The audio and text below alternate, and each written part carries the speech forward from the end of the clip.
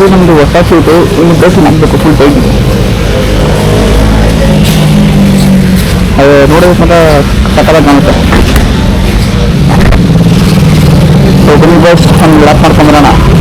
ಅದು ಬರೀ R15 RC ಜಾಸ್ತಿ ಇದೆ. ನಮ್ಮದೇ ಇವತ್ತು ಅಂದರೆ ಒಂದು ಜೀಪ್ ಅಂತೇಳಿ ಯಾವುದು ಎಲ್ಲ R15 ಇದೆ. R15 ಒಂಥರ 150cc ಸೂಪರ್ ಬೈಕ್ ಇದ್ದಂಗೆ ಸಕ್ಕತ್ತಾಗಿ ಹೊಡಿಬೋದು ಅದರಲ್ಲಿ. ಅದೇ 5 ಸೆಕೆಂಡ್ ಮಾಡಿದ್ದೀನಿ.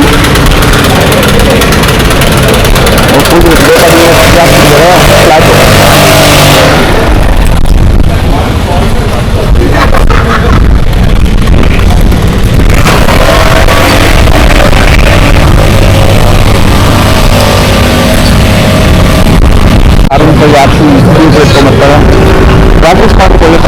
ಒಂಥರ ಮಜಾ ಇದೆ. ಮಟ್ಟದಲ್ಲಿ ಇದು ಸೈಟ್ ಕಾರ್ನರ್ಗಳು ಒಂದೊಂದ್ಸರಿ ಬಾಯಿ ಬಿಡಿಸ್ಬೇಕು, ಅಷ್ಟು ಭಯ ಪಟ್ಟಿಲ್ಲ. ಬನ್ನಿ ಒಂದು ಲ್ಯಾಪ್ ಹೊಡ್ಕೊಂಬರೋಣ. 1000 ರೂಪೀಸ್ಗೆ ಇದೆ ಇವತ್ತು. ಆ್ಯಕ್ಚುಲಿ 3 hours ಆರಾಮಾಗಿ ಓಡ್ಬೋದು ಪೀಸ್ಫುಲ್ಲಾಗಿ. ಮೇನ್ ಅಂದರೆ ನಿಮಗೆ ಫುಲ್ ಸೀಟ್ ಬೇಕು. ಫುಲ್ ಸೀಟ್ ಅಂದರೆ ಅಲೋ ಮಾಡಲ್ಲ. ಫುಲ್ ಸೀಟಿಗೆ ಯಾವ ಬೇಕಿದ್ರು ಬೇಕು. R15 MP ಯಾವುದೇ ಇರ್ಬೋದು, but full seat compulsory. Safety ಇರಬಾರ್ದು.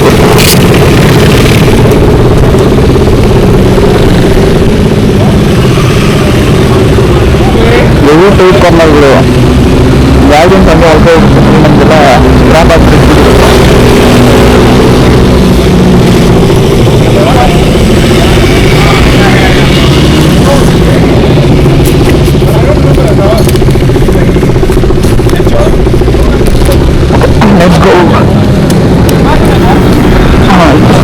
ಓಟೋದೇ ಒಂದು ಮೈಯಲ್ಲಿ ಇಟ್ಟು ಅದು ಬೇಕಿನ ಅದು ಮಣ್ಣಿನ ಪ್ರಕಾಶ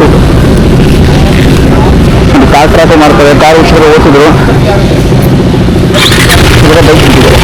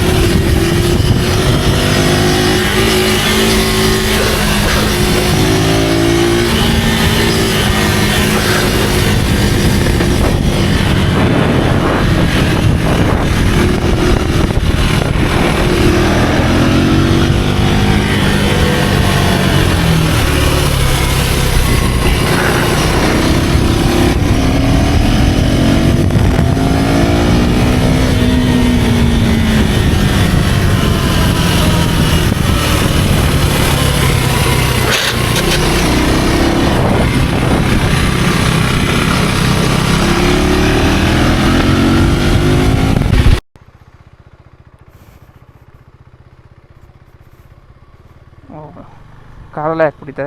ಇದು ಒಂದು ಸೆಟಪ್ ಚೆನ್ನಾಗಿದೆ. ಮೇನ್ ಬೈಕ್ ಥರದೇ ಇರೋದು ನಮಗೆ.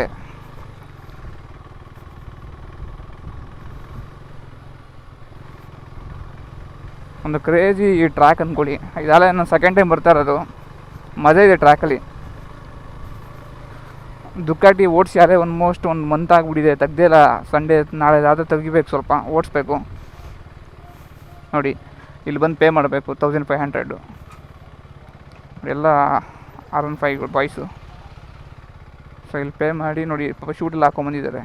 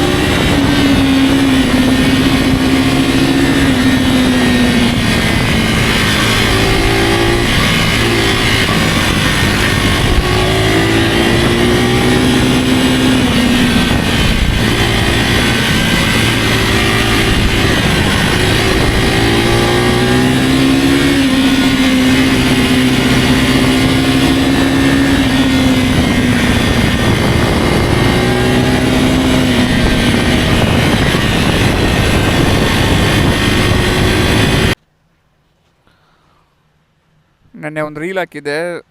ಸೊ 2019 ನಾನು ಈ ಸ್ಕೂಟಿ ಎತ್ಕೊಂಡು ಯಾವಾಗಲೂ UBCD ಹೋಗ್ತಿದ್ದೆ ಎವ್ರಿ ಸಂಡೇ. ನೋಡಿ ಆಲ್ಮೋಸ್ಟ್ 72,000 ಕಿಲೋಮೀಟರ್ಸ್ ಓಡಿಸಿದ್ದೀನಿ. ಎವ್ರಿ ಸಂಡೇ ಆಯಿತು ಅಂದರೆ ಸಾಕು, ಈ ಸ್ಕೂಟಿಗೆ ಒಂದು ₹100 ಪೆಟ್ರೋಲ್ ಹಾಕ್ಕೊಂಡು ಸೀದಾ UBCD ಸರ್ಕಲ್ಗೆ ಅಲ್ಲಿ ಇದಿಲ್ಲ ಲ್ಯಾವ್ಲೆ ರೋಡ್ ಅಂತ ಬರುತ್ತೆ ನೋಡಿ, ವಿಠಲ್ ಮಲ್ಯ ರೋಡ್ ಅಂತ, ಅಲ್ಲಿ ಬರೋ ಬೈಕ್ಸು ಕಾರ್ಸ ನೋಡ್ಕೊಂಡು ನಿಂತ್ಕೋತಿದ್ವಿ 6-7 ಇಯರ್ಸ್ ಬ್ಯಾಕು. ನಾನು ಆಲ್ಮೋಸ್ಟ್ 4 ಬೈಕ್ಸ್ ಚೇಂಜ್ ಮಾಡಿದೆ. ಯಾಕೆ ನಾನು ಬೈಕ್ 10,000 ಮೇಲೆ ಯಾವುದೋ ಗಾಡಿ ಇಟ್ಕೊಳ್ಳಲ್ಲ, ಬೈಕ್ಸ್ಗಳು ಸೇಲ್ ಮಾಡಿಬಿಡ್ತೀನಿ. ಬಟ್ ಇದೊಂದೇ ಸ್ಕೂಟಿ ಮಾತ್ರ ನಾನು ಇಷ್ಟೊಂದು ಕಿಲೋಮೀಟ್ರ್ ಓಡಿಸಿರೋದು, 72,000 ಓಡಿಸಿದ್ದೀನಿ. ಏನಕ್ಕೆ ಅಂದರೆ ಈ ಸ್ಕೂಟಿ ನನಗೆ ತುಂಬ ಲೆಸನ್ನ ಕಲಿಸಿದೆ. ಏನಕ್ಕೆ ಅಂದರೆ ಇವಾಗ ದುಕ್ಕಾಡಿ ತೊಗೊಂಡ್ರೆ, BMW ತೊಗೊಂಡ್ರೆ, ಫಾರ್ಚುನರ್ ತೊಗೊಂಡ್ರೆ ಎಲ್ಲರೂ ರೆಸ್ಪೆಕ್ಟ್ ಕೊಟ್ಟೇ ಕೊಡ್ತಾರೆ. ಬಟ್ ಈ ಸ್ಕೂಟಿಲಿ ಹೋದಾಗ ನಿಮ್ಗೆ ಯಾರು ರೆಸ್ಪೆಕ್ಟ್ ಮಾಡ್ತಾರೆ, ಅವರೇ ನಿಮಗೆ ಟ್ರೂ ಒನ್ಸು. ಅವರು ನಿಮ್ಮ ಸ್ಟೇಟಸ್ ನೋಡಿ ರೆಸ್ಪೆಕ್ಟ್ ಮಾಡಲ್ಲ, ಅವ್ರು ಪ್ಯೂರಾಗಿ ಮನಸ್ಸಿಂದ ನಿಮ್ಮನ್ನ ಸಪೋರ್ಟ್ ಮಾಡ್ತಾರೆ, ಮನಸ್ಸಿಂದ ನಿಮಗೆ ರೆಸ್ಪೆಕ್ಟ್ ಮಾಡ್ತಾರೆ. ನೋಡಿ ನೀವು ಸ್ಕೂಟಿಲಿ ಹೋದ್ರೂ ಚಿಕ್ಕ ವಯಸ್ಸಿಗೆ ಬಿಸ್ನೆಸ್ ಸ್ಟಾರ್ಟ್ ಮಾಡಿ ಲೈಕ್ ಏನಾದ್ರು ಸಕ್ಸಸ್ಫುಲ್ ಆದರೆ ಜನಗಳು ತುಂಬ ರಾಂಗಾಗಿ ಜಡ್ಜ್ ಮಾಡ್ತಾರೆ. ನಾವು 10 ಇಯರ್ಸ್ ಆಫ್ ಸ್ಟ್ರಗಲ್ಸ್ನ ಯಾರೂ ಕೇರೇ ಮಾಡಲ್ಲ. ಎಲ್ಲ ನೋಡಿ ಇವಾಗ ಒಂದು ರೀಸೆಂಟಾಗಿ ರೀಲ್ಸ್ ಹಾಕಿದ್ದೆ. 2019 ಆ್ಯಕ್ಚುಲಿ ನಾನು ಸ್ಕೂಟಿ ಎತ್ಕೊಂಡೆ ಹೋಗ್ತಿದ್ದು, UBCD ಬರುತ್ತೆ. ತುಂಬ ಜನ ಸ್ಪಾಟರ್ಸ್ ಇರ್ತಾರಲ್ಲಿ, ಇವಾಗ ಸೂಪರ್ ಕಾರ್ಸ್ ಬರುತ್ತೆ, ಸೂಪರ್ ಬೈಕ್ಸ್ ಬರುತ್ತೆ. ಸೊ ಅದು ನಿಮಗೆ ಲ್ಯಾವೆಲ್ ರೋಡು UBCDನ ಮುಂದೆ ಒಂದು ಇದ್ರ ಸರ್ಕಲ್ ಥರ, ಅಲ್ಲಿ ತುಂಬ ಸ್ಪಾಟರ್ಸ್ ಇರ್ತಾರೆ. ಒಂದು ಟೈಮ್ ನಾನು ಒಂದು 7-8 ಇಯರ್ಸ್ ಬ್ಯಾಕು ಸ್ಪಾಟರೇ ಕಾರ್ ನೋಡೋದಕ್ಕೆ, ಬೈಕ್ ನೋಡೋದಕ್ಕೆ ಹೋಗ್ತಿದ್ದೆ. ಸೊ ಅದೊಂದು ರೀಲ್, ಒಂದು ಫೋಟೋ ಸಿಕ್ತು ನನಗೆ. ನಾನು ಇವಾಗ ಯಾವುದೋ ಸ್ಕೂಟಿ ಮೇಲೆ ಕೂತ್ಕೊಂಡು ಲೈಕ್ ಒಂದು ದುಕ್ಕಾಡಿ ನೋಡೋ ಥರ. ಸೊ ನೋಡಿ ಅದು ನಂಗೆ ತುಂಬ ಎಮೋಷನ್ ಆಯಿತು. ನೋಡಿ ಇಷ್ಟು 7 ಇಯರ್ಸ್ ಬ್ಯಾಕು ಹಿಂಗಿದ್ವಲ್ಲ ನಾವು, ಸ್ಕೂಟಿ ಎತ್ಕೊಂಡು ಹೋಗ್ತಿದ್ದೆ ₹100 ಪೆಟ್ರೋಲ್ ಹಾಕ್ಕೊಂಡು. ಸೊ ಇದು ನೆನ್ನೆ ಮನೆ ಬಂದೋ ಸಕ್ಸಸ್ ಅಲ್ಲ. ಈ ದುಕ್ಕಾಡಿ ತೊಗೊಳೋದಕ್ಕೆ ರೀಸನ್ ಬರೀ 6 ಮಂತ್ಸ್ 1 ಇಯರಿಂದ ನಾನು ಕೆಲಸ ಮಾಡಿ ತೊಗೊಂಡಿಲ್ಲ, ಆಲ್ಮೋಸ್ಟ್ 10 ಇಯರಿಂದ ಕೆಲಸ ಮಾಡಿ ಇವಾಗ ತೊಗೊಂಡಿರೋದು. ಜನ ಸೋಷಿಯಲ್ ಮೀಡಿಯಾದಲ್ಲಿ ತುಂಬ ರಾಂಗಾಗಿ ಜಡ್ಜ್ ಮಾಡ್ತಾರೆ. ಇಲ್ಲ ಸ್ವಲ್ಪ ನಮಗೆ ಚಿಕ್ಕ ವಯಸ್ಸಿರೋದ್ರಿಂದ ಏನು ಹೇಳ್ತಾರೆ, ಎಲ್ಲೇ ಹೋದ್ರು ನಿಮ್ಮ ಡ್ಯಾಡಿ ಸ್ಪಾನ್ಸರ್ ಮಾಡಿರ್ತಾರೆ, ಇವ್ರಿಗೇನು ಡ್ಯಾಡೀಸ್ ಮನೇಲಿ ಫ್ಲೆಕ್ಸ್ ಮಾಡ್ತಾರೆ ಅಂತ ರಾಂಗ್ ಕಮೆಂಟ್ ಹಾಕ್ತಾರೆ, ಟಾಂಟ್ ಮಾಡ್ತಾರೆ. ಇನ್ಡೆಪ್ ಯಾರಿಗೂ ಗೊತ್ತಿಲ್ಲ ನಾವು ಇಷ್ಟು ಎಫರ್ಟ್ಸ್ ಹಾಕಿದ್ದೀವಿ ಈ ಸ್ಟೇಜಿಗೆ ಬರೋದಕ್ಕೆ ಅಂತ. ನಾನು ಇವಾಗ ನನ್ನ ಸ್ಕೂಟಿನ ಮರ್ತಿಲ್ಲ ನಾನು. ಏನಕ್ಕೆ ಯಾವ ಗಾಡಿ ಸೇಲ್ ಮಾಡೋದು, ನಾನು ಸ್ಕೂಟಿ ಮಾತ್ರ ಸೇಲ್ ಮಾಡಲ್ಲ. ಏನಕ್ಕೆ ಅಂದರೆ ಸ್ಕೂಟಿಯಿಂದ ನಂಗೆ ತುಂಬ ಇಷ್ಟ ಸ್ಕೂಟಿ ಅಂದರೆ. ಏನಕ್ಕೆ ಅಂದರೆ ಸ್ಕೂಟಿಯಿಂದಲೇ ನನಗೆ ಅರ್ಧ ಏನಂದರೆ, ನಿಮಗೆ ಸ್ಕೂಟಿಲಿ ಎಲ್ಲ ಹೋಗೋ ಟೈಮಲ್ಲಿ ತುಂಬ ಯೋಚನೆ ಮಾಡ್ತಿದ್ದೆ ನಾನು.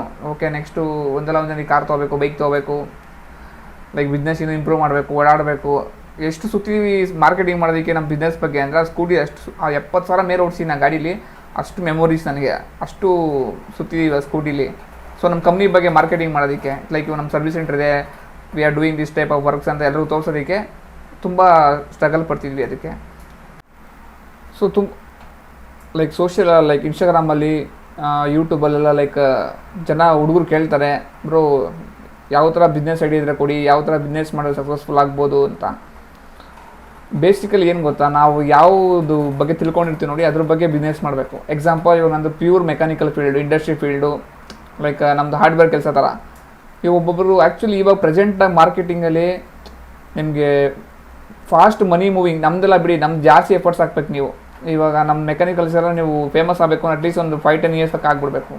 ಬಟ್ ಪ್ರೆಸೆಂಟ್ ಹುಡುಗರಿಗೆ ಜಲ್ದಿ ದುಡ್ಡು ಮಾಡೋದಕ್ಕಿರೋ ಆಪ್ಷನ್ ಅಂದರೆ ಆಕ್ಸಸರೀಸು, ಇಲ್ಲಾಂದರೆ ಹೋಮ್ ಕನ್ಸ್ಟ್ರಕ್ಷನ್ ಬರುತ್ತೆ ನೋಡಿ. ಇವಾಗ ಇಂಟೀರಿಯರ್ಸ್ ಎಲ್ಲ ಮಾಡ್ತಾರೆ ನೋಡಿ ಮನೆಗೆ, ಅದರಲ್ಲೂ ಹೆವಿ ಪ್ರಾಫಿಟ್ ಇದೆ. ವುಡ್ ವರ್ಕ್ ಎಲ್ಲ ಮಾಡ್ತಾರೆ ನೋಡಿ, ಅದರಲ್ಲೂ ಹೆವಿ ಪ್ರಾಫಿಟ್ ಇದೆ. ಆಮೇಲೆ ಕಾರ್ದು ಆಕ್ಸರೀಸ್ ಬರುತ್ತೆ ನೋಡಿ, PPF, ಅದರಲ್ಲೂ actually heavy money making profit ಅದು PPF. ನಿಮಗೆ ಆಲ್ಮೋಸ್ಟ್ ಒಳ್ಳೆ ಮಾರ್ಜಿನ್ ಸಿಗುತ್ತೆ ಅದು. ನಾವೆಲ್ಲ ಒಂದು ತಿಂಗಳು ದುಡಿಯೋದೆಲ್ಲ ಅವರು ನನ್ನ ಪ್ರಕಾರ ಒಂದು ವಾರದ ದುಡ್ಡು ಬಿಡ್ತಾರೆ, ಅಷ್ಟು ಪ್ರಾಫಿಟ್ ಇದೆ ಅದು. ಬಟ್ ಏನಪ್ಪ, ಇನ್ವೆಸ್ಟ್ಮೆಂಟು ಸ್ವಲ್ಪ ಸ್ಕಿಲ್ ಇರಬೇಕು ಅದಕ್ಕೆಲ್ಲ. ಒಂದು PPF ಹಾಕೋದಕ್ಕಿರ್ಬೋದು, ಅದಕ್ಕೆಲ್ಲ ಜನ ಬೇಕು. ಅದೇನೇ ಇವಾಗ ನಾವು ಬಿಸ್ನೆಸ್ ಇದು ಪರ್ಟಿಕ್ಯುಲರಿ ಯಾವುದು ಅಂತ ನಾವು ಹೇಳೋಕ್ಕಾಗಲ್ಲ. ನಿಮಗೆ ಯಾವ ಇಂಟ್ರೆಸ್ಟ್ ಇದೆಯೋ ಅದನ್ನು ನಾವು ಜಾಸ್ತಿ ಫೋಕಸ್ ಮಾಡಬೇಕು. ಒಬ್ಬರಿಗೆ ಮೆಕ್ಯಾನಿಕಲ್ ಫೀಲ್ಡ್ ಇಷ್ಟ ಇರಲ್ಲ, ಏನೋ IT ಫೀಲ್ಡ್ ಇರುತ್ತೆ. ನಾನು ಹೇಳ್ತೀನಲ್ಲ, ಇವಾಗ ಕಂಟೆಂಟ್ ಕ್ರಿಯೇಷನ್ ಮಾಡೋರು ಹೆವಿ ದುಡ್ಡು ಮಾಡ್ತಿರ್ತಾರೆ. ಅದು ಹೇಳಿದ್ರೆ ಬೈಕ್ ಕಾರ್ ಆಕ್ಸರೀಸ್ ಮಾಡಿಕೊಂಡು ಕಾರ್ ಆಲ್ಟ್ರೇಷನ್ ಮಾಡ್ತಾರಲ್ಲ, ಅವರು ಹೆವಿ ದುಡ್ಡು ಮಾಡ್ತಾಯಿರ್ತಾರೆ. ಆಮೇಲೆ ನಮ್ಮ ಹೋಮ್ ಕನ್ಸ್ಟ್ರಕ್ಷನ್ ಆಗಿರ್ಬೋದು, ಇಂಟೀರಿಯರ್ ವರ್ಕ್ಸ್ ಆಗಿರ್ಬೋದು, ಎಲ್ಲಾದ್ರೂ ದುಡ್ಡಿದೆ. ಬಟ್ ಏನಪ್ಪ ಅಂದರೆ ಎಫರ್ಟ್ಸ್ ಹಾಕಬೇಕು. ಎಫರ್ಟ್ಸ್ ಹಾಕಿ ನೀವು ಸ್ವಲ್ಪ ಜಾಸ್ತಿ ಮಾರ್ಕೆಟಿಂಗ್ನ ನಾವು ಇವಾಗ ಫೋಕಸ್ ಮಾಡಬೇಕು. ಜನಗಳಿಗೆ ನೀವು ಮಾಡೋ ಬಿಸ್ನೆಸ್ ಆಗಿರ್ಬೋದು, ನೀವು ಮಾಡೋ ಕೆಲಸ ಈಸಿಯಾಗಿ ತಲುಪಬೇಕು, ಆವಾಗ ಬೇಗ ಕ್ಯಾಚ್ ಮಾಡ್ಬೋದು ಬಿಸ್ನೆಸ್ ನೀವು. But at the end of the day ದೇವ್ರ ಹಣೆ ಮೇಲೆ ಏನು ಬರ್ತೀವನೋ ಅದನ್ನೇ ಆಗೋದು. ನೀವು ಬಿಸ್ನೆಸ್ ಮ್ಯಾನ್ ಆಗ್ಬಂದ್ರೆ ಬಿಸ್ನೆಸ್ ಮ್ಯಾನ್ ಆಗ್ತೀರಲ್ಲ, ಗೌರ್ಮೆಂಟ್ ಎಂಪ್ಲಾಯ್ ಬೇಕಂದ್ರೆ ಗೌರ್ಮೆಂಟ್ ಎಂಪ್ಲಾಯ್ ಆಗ್ತೀರಾ, ಪೊಲೀಸ್ ಆಗ್ಬಂದ್ರೆ ಪೊಲೀಸ್ ಆಗ್ತೀರಾ.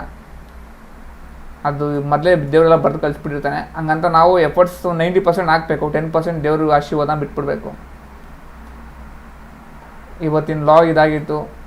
ಸೊ ಬಿಸ್ನೆಸ್ ಮಾಡೋರು ಏನು ಮಾಡ್ತೀರಾ ಅಂದರೆ ಸ್ವಲ್ಪ ಫಸ್ಟ್ ಇವಾಗಲೇ ನೀವು ತಿಳ್ಕೊಬಿಡಿ ನಾನು ಯಾವ್ದು ಮಾಡಬೇಕು ಅಂತ. ನಾನು ಮೆಕ್ಯಾನಿಕಲ್ ಫೀಲ್ಡ್ಗೆ ಹೋಗ್ಲಾ, ಇಲ್ಲ ಆಟೋಮೊಬೈಲ್ ಫೀಲ್ಡ್ ಹೋಗ್ಲಾ, ಇಲ್ಲ ಹೋಮ್ ಕನ್ಸ್ಟ್ರಕ್ಷನ್ ಫೀಲ್ಡ್ಗೆ ಹೋಗ್ಲಾ ಅಂತ. ಈ ಮೂರೇ ಜಾಸ್ತಿ ಮನಿ ಮೇಕಿಂಗು. ಈ ನಮ್ಮದು ಫೀಲ್ಡೆಲ್ಲ ಏನಂದರೆ ನಿಮಗೆ ಮಿಷಿನರಿ ಜಾಸ್ತಿ, ಅದು ಸ್ವಲ್ಪ ತಲೆಗುಳ ಬಿಟ್ಬಿಡುತ್ತೆ ನಿಮಗೆ. ಮಿಕ್ಕಿದ್ದೆಲ್ಲ ಅಟ್ಲೀಸ್ಟ್ ಸ್ವಲ್ಪ ಎಫರ್ಟ್ಸ್ ಕಮ್ಮಿ ಇರುತ್ತೆ, ಬಟ್ ಪ್ರಾಫಿಟು ಜಾಸ್ತಿ ಇರುತ್ತೆ.